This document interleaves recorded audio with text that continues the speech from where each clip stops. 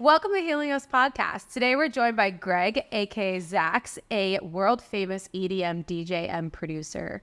Zaxx's story started in his childhood bedroom in Staten Island, where he became a world-renowned DJ and was recognized by Tiësto and hit the scene right out of junior year of high school. So an incredible story, kind of thrown right into the EDM music scene, house music, late nights, parties. And he's just going to talk us through his journey of what that was like to go from your childhood bedroom to stardom and worldwide tours and all that came with it. So welcome, Zaxx. Thanks for joining us. Thanks for having me. Yeah.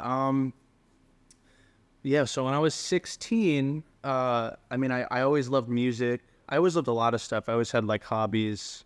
I have like a very addictive personality. So it started with, I think when I was a kid, I wanted to be a meteorologist.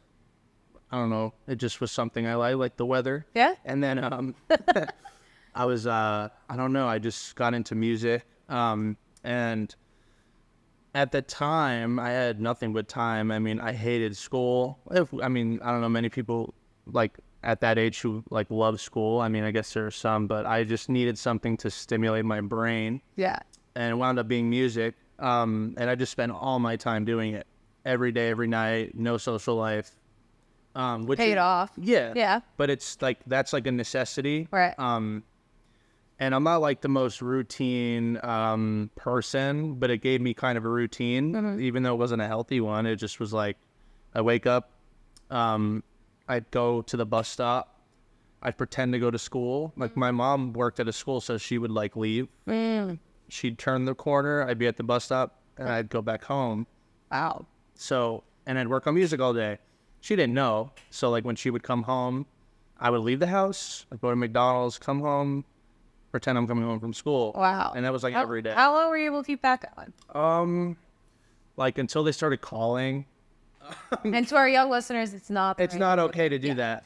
Don't do that. But that's what I did. And I did that for a while. But I actually skipped a little bit because I went to like an all boys like Catholic school for like my freshman, sophomore year. Okay. I got kicked out because I tried to do that. Tried to skip. They were super strict. I tried to skip. It didn't work. I got put in like a public school, which was like, I guess you could say it was a blessing in disguise. I loved it there though. It was cool. I made a lot of friends, but it was a lot easier to get. You felt a calling to your music. Yeah. Pretty much. So anyways, so I put a lot of time in, and then, I was releasing music. Nobody was listening to it, but I was releasing it, and it wasn't even that good at the time. How long were you doing this before you kind of got a discovery or connection? So I started DJing like house parties when I was in like 7th, 8th grade. Okay, so wow. Elementary school. That's incredible. Yeah, so thank you. And I would use like my friends' equipment downstairs in like basements and stuff, and it was great. But then when I started producing music, I think like a year or two, it kind of caught some steam. Not a lot of steam, but like my first goal was like 100 people. I want 100 people to listen to my music, and then like I'll be happy. And then I think when I was in my junior year, Martin Garrix, DJ, he's a Dutch, he's huge, yeah. amazing guy. He played, or I remixed one of his songs. He released a song, I remixed it.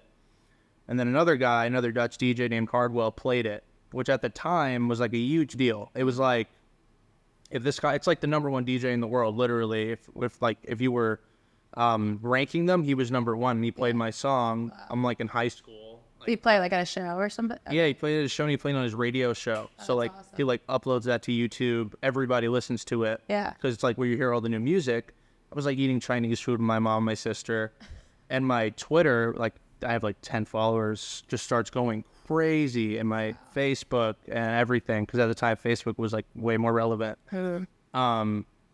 Just starts going crazy, and like I have no expectations. Like this kid releases, like Martin Garrix releases a song, everybody's gonna remix it, right. Whatever. So that happens, and to summarize, like from there. How old are you in that? 16. 16. 16, yeah. So from there, I met like my first manager. I'm skipping a lot, but I met my first manager. He hit me up. I saw like he used to produce shows in Queens, Manhattan. Brooklyn, wherever. And he's like, dude, like, I'll put you on all these shows. Like, I can't pay you, but I'll put you on these shows, like, get you out in front of people. I was like, oh, sick. And this is great. Yeah. Amazing. Like, coming from, like, a really anxious, like, 16-year-old, like, kind of a loner kid in school, it was, like, sick. So that's when it all started. So I started, like, you know, Manhattan at night. I wouldn't get back till the day after in the afternoon, like, DJing at places. The same for everywhere, like Queens, Brooklyn. I would go do these shows. They were great. They were really ratchet, but they were fun. You know? It was a good experience. And that's, you know, which we'll touch on later. I mean, that's a lot of exposure to like a wild scene at a young age. Yeah, so you'd think it's a good experience, but like there's other underlying things happening there which aren't the best for, you know, a kid to see or do, right? So I think that, you know, all that happened, and like that wasn't, I wouldn't say that's when I really broke out, but that's like when I started getting a real fan base of people listening to my stuff and coming to my shows. And, you know, eventually I moved on from him. I went with another manager who scaled it up more, and I was doing festivals now. And it kind of all just scaled up, and then eventually, this all happened within like 2-year time span to like the beginning of my senior year of high school. Yeah. I was going into my first day of school, senior year, and Martin Garrix, again, he messaged me. Like, I hadn't spoken to him yet since, like, I remixed a song and it blew up. But he had messaged me, and he's like, yo, I'm playing at EDC. I want you to, it was actually in New York, but it's, like, only in Vegas now. But it's, like, it was a huge festival. Yeah. So he's like, I'm playing, you want to come? And, like, I'm a huge fan of him. Yeah. And he had just made like a massive hit called Animal, just massive, like huge. I remember that one. Yeah. And I was like on my way to school on the bus. I actually went that day. And I was like, this can't be real. So I messaged him back. I was like, yeah, I'll come. Yeah, no. Played it cool. Yeah. And I mean, you know, I met him there. I don't know why, like that like day where I met him there, it was like, I think the weekend after. He's like, I'll put you on my list. I met him in the city. I went to his hotel. I was like, dude, like, what's up? Nice to meet you, blah, blah, blah. And I think from there, like, I met so many people at the festival. I think I met this guy, I'm not going to say any names, but he was like a lawyer who knew everybody. He knew all these people, and I was kind of in a bad management situation. And he slid my music to Tiësto's team, and they liked it, and then they signed me, and then I got pulled out of school. Wow. So that's like the summary. Yeah. And then everything just like exploded from there. That's crazy. That's a wild 2 years, and like that doesn't happen. No. You know what I mean? It's different for everybody, but I think it was just absolutely insane the way it all went down. Obviously, like you started doing that at 7th, 8th grade. Like I was at 12, 13 years old. Like that is like you have a talent, and it was recognized. That's amazing. So that's so cool. So Tiësto's team signed you, discovered you, and that's kind of when it blew up and you went toward the world. Yeah, it kind of went balls to the walls from there. And like I started playing in Vegas with him at like 17, 18. I started playing in Vegas with him like every other weekend. So like all my friends had homecoming and prom, and I was in Vegas. And then like an abundance with other shows. So like I remember like the first big tour run I did was like, I think it was like Texas to like Arizona, and then in the same day we went to Vegas to play there that night. And I'm like 17, and I'm like, yo, this is a lot. And I had my I had a manager there with me because I like my mom was like, you're not going by yourself. You're going to Vegas alone? Yeah. You didn't even leave your room a week ago. I was like, yeah. So, I mean, that happened, but, you know, with all that, with all that happening, I mean, there was a lot of anxiety around it for me, because I, you know, like I said, I was very, I was just an anxious kid from the start. I was super anxious. I'm not as anxious anymore, but I mean. Like social anxiety and I had all like of it. Panic attack, like panic disorder, you know, all this stuff, right? So. But music was like a remedy to that, but like everything else wasn't. Right. That doesn't, just because you were doing what you loved and making music, it doesn't mean that's going to go away. Yeah. When you're in front of a crowd. Yeah. Yeah. So, you know, from there, I started like touring more. I did I did a bunch of stuff with Tiësto, did a bunch of festivals, just the whole whatever. And then like the first moment where it all kind of hit me, I remember I was in like Texas and the RGV, it's like right near Mexico. It's like a big spring break spot. And I just had like a mental breakdown out of nowhere because I was pretty good. Like I was doing all right. And I was doing all right because I guess you could say I was doing all right, but I actually wasn't because I was using stuff to do all right, you know? And not like prescribed by a doctor. No. You were just, Hell on. And it was just a mixture of stuff. And like, that's like a part of it. It's so, what's the word? It's like pushed onto you. Well, yeah, it's easily accessible. Encouraged. It's encouraged. Yeah. Because you got to keep going. Right. It's not like you can call out of work.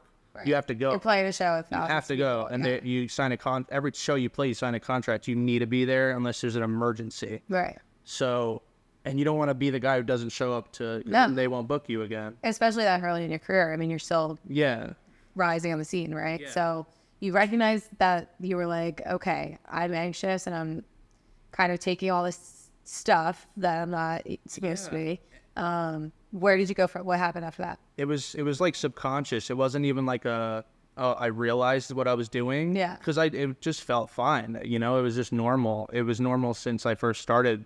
It was like, you know, get the nerves off, get drunk. You know, I mean, I did a college tour. That's when I was introduced to, you know, prescription pills and stuff. And it's pushed on you by every promoter, college promoter, a big club, anywhere. They'll push it on you because why not? A lot of artists ask for it. And I mean, the scene itself promotes. Yeah. We're just talking about that a bit. You know, like when you're sober at an EDM or house show, you're looking around, you're like, wow, there's a lot going on in this room. Yeah. Let's get out of here. Yeah. But, you know, so where did you, like, how did you, because you're still trying to also ride that high of that, you know, the biggest DJs in the world working with you and keeping your music alive. Yeah. So at a young age, how'd you navigate that? It was weird because like when you first start something like a journey or a career, you have like all these goals in mind. You're like, I want to do this, I want to do that.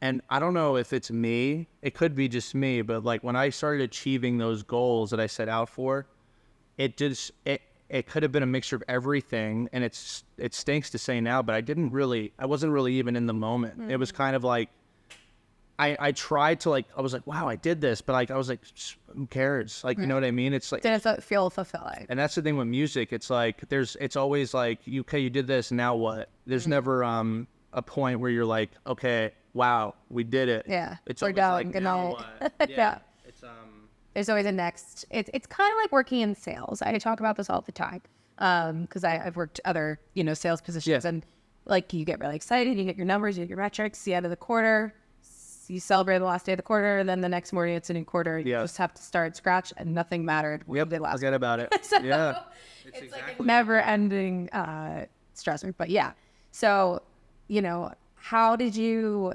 manage that? Did you take a break? Did you? Yes. Yeah, you did. So I took I think after that, I had like that really bad. I remember it was probably one of the biggest shows I was gonna do. It was like 20,000 people.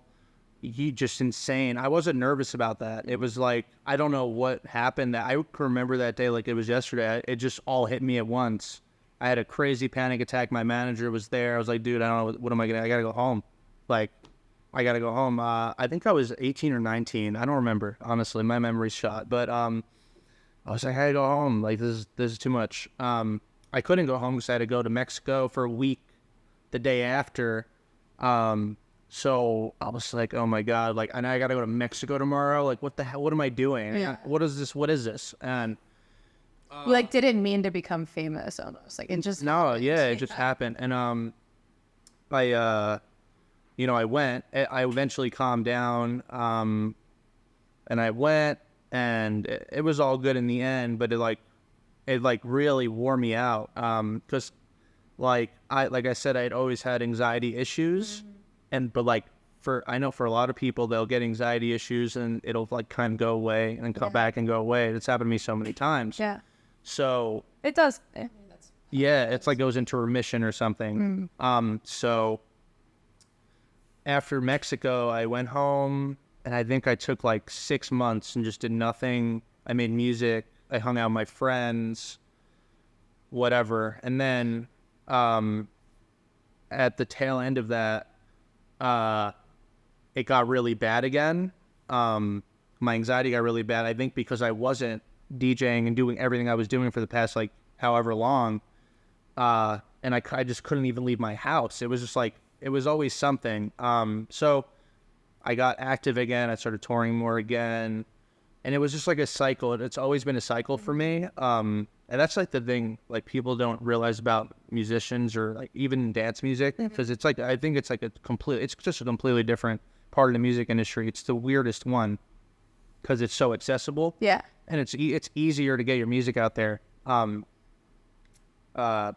I was really upset watching the Grammys because there was like no award or recognition. Like, I love house music. I'm like, you gotta get like some they serious don't more, I don't know, recognition in the industry. representation. Yeah, like there's not enough of it. I agree. Yeah.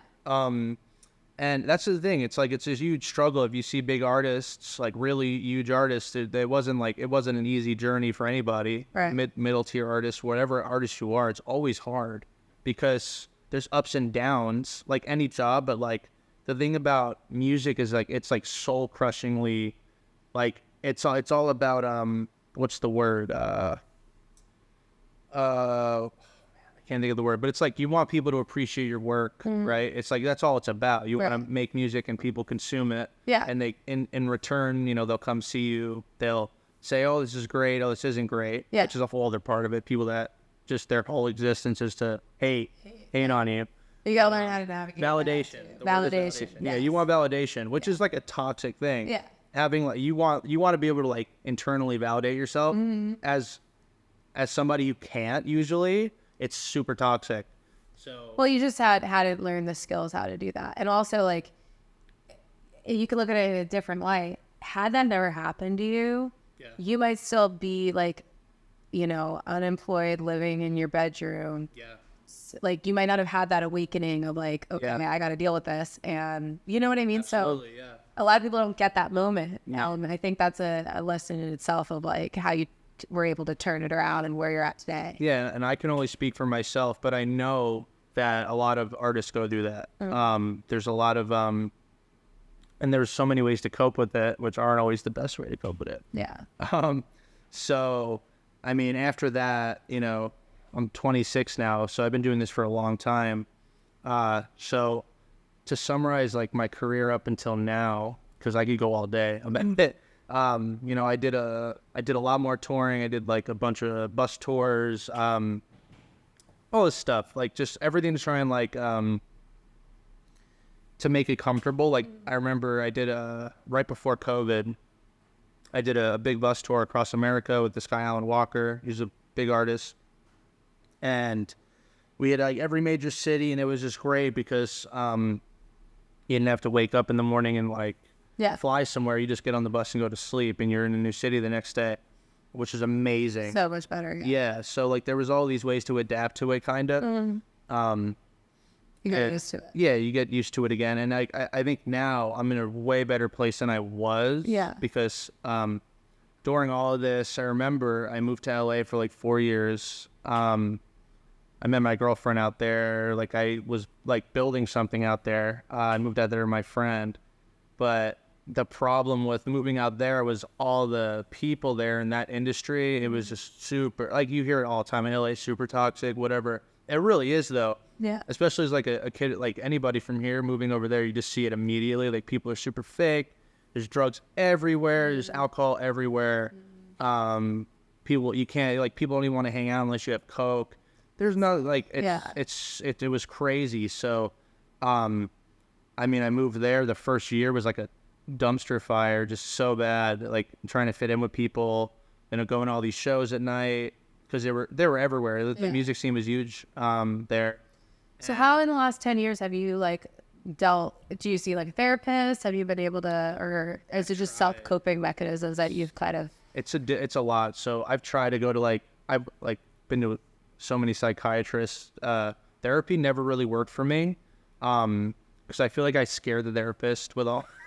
The last therapist I talked to, I think she was like, she was super nice, but I was like trauma dumping on her, kind of, which is like their job, I guess. But like, I got like I feel like I overwhelmed her, so I was like, I don't even think I could talk to a therapist at this point. So but I think I credit where I am now to like self-coping mechanisms, which are great. My girlfriend, for sure. And just kind of like, I think sheer just wanting to get out of the bad headspace I was in, and desire to find a better way to do what you love. Yeah.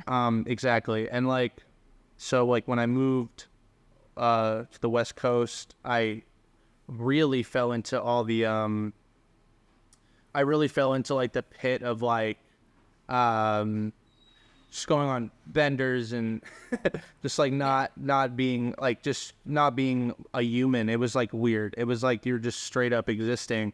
And I think I for that was like the first year there, and then I met my girlfriend, and she was great. Like it was just like, I don't know what happened. You found a kind of a reason, yeah, and a support system to kind of like stop like it wasn't easy. It was a lot of like, I don't even know. It was just a lot of pain, and to like let go of stuff I was doing. It was a lot of just sheer just pain and willpower, and like the best word is just like restlessness and like aggravation. But like eventually I pulled away from like that lifestyle, and kind of we moved out to like where her family lived in Riverside, in that town. Yeah. And it was away from all the BS over there with all the people I knew, and it was made it a lot easier. Like separating myself from totally removing yourself from the environment. Yeah.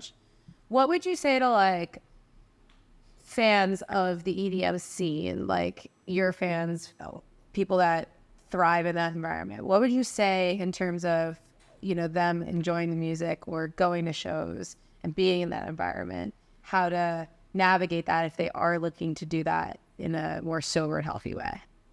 Test your drugs if you're gonna. I mean, that's the bottom line. Like, dance music as a culture has a drug problem. It does. I mean, it's like literally in the veins of it, right? It's just in it.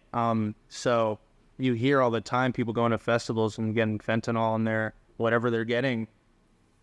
So if you're gonna do it, you got to do it safely. And I can't tell people not to do stuff, because unless you have to want to not. You kind of have to want to. I think at least you have to have some sentiment of like wanting to get out of it. But I mean, the hardest part is people do it for fun, right? It's more, I'm not saying it's more fun, but people can say it's more fun to, experience a show not sober. Right. It's not necessarily like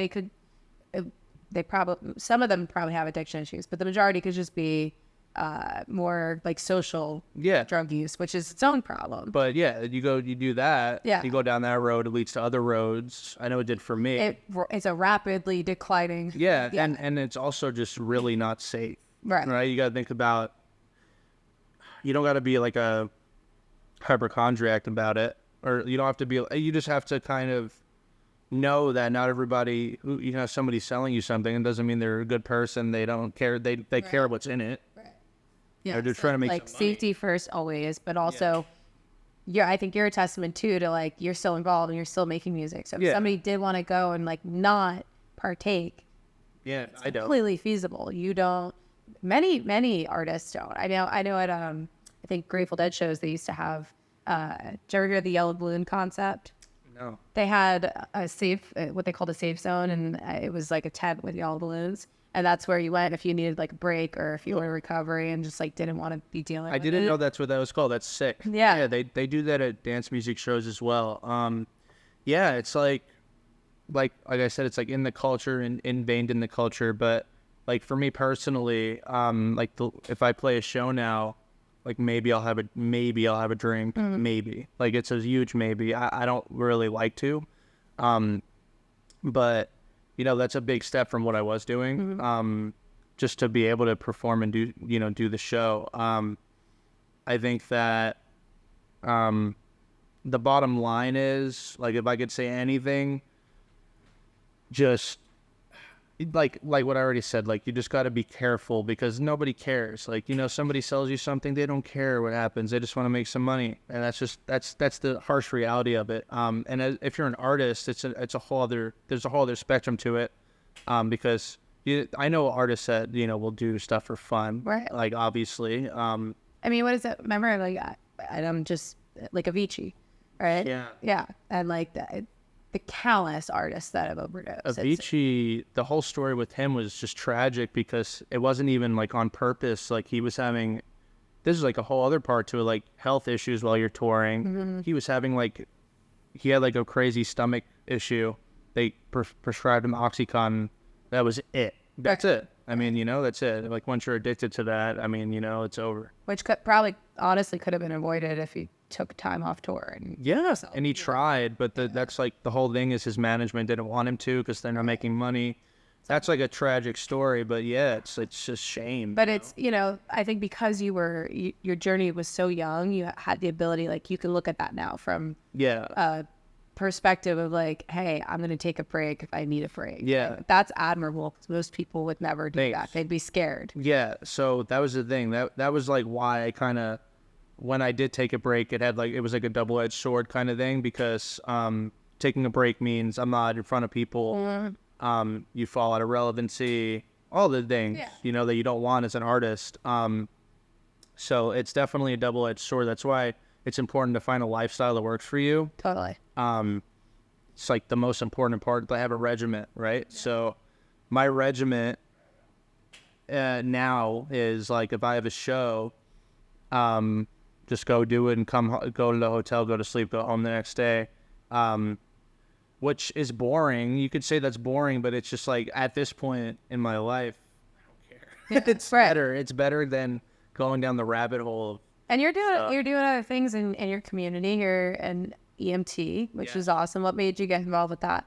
I've always had a passion for, like, it's so messed up. I'm like a hypochondriac myself, and I know how bad that can feel, right? To like be always like stressed about your health, and I always just had a passion for like healthcare and like, you know, emergency services and all of that because like I've relied on them before, you know, to save me. Right. So I just like, you know, I just wanted to help my community out and get involved in that side of the spectrum because like I just felt like, I don't know, it was just like time to do it, and I kind of just was super interested in it.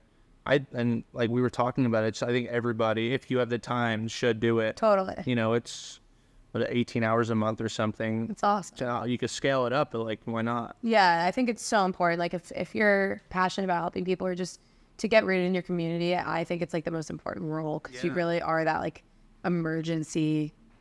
You're there. Yeah. When people need you. Yeah, and it's crazy because you get to, you know, you see like people at their worst moments need somebody usually, right? So it's like to be that person is nice. It's nice to help people. That's how I feel. I like to, you know, you like to help people out when they need it the most. Super admirable. First of all, your story is incredible. Thanks. Incredibly successful, and I think it's so admirable that you've taken the time during your journey to like practice self-care and like recognize those issues. Yeah. Really take a step back and be like, I'm going to focus on that, and the music's going to come. Yeah. 'Cause your talent's there. So, and it will. So, you know, thank you so much for joining us today. Yeah, thanks for having me. Can people follow you or, you know, what's my ad everywhere is Zaxx Official. Okay. So, Zaxx Official. Yeah. I will be your biggest fan. No, thank you so much. And you're amazing and just keep it up. And I look forward to the next live show. I'll be there. Yeah, let's go. Thank you. Thank you guys. Have a good day.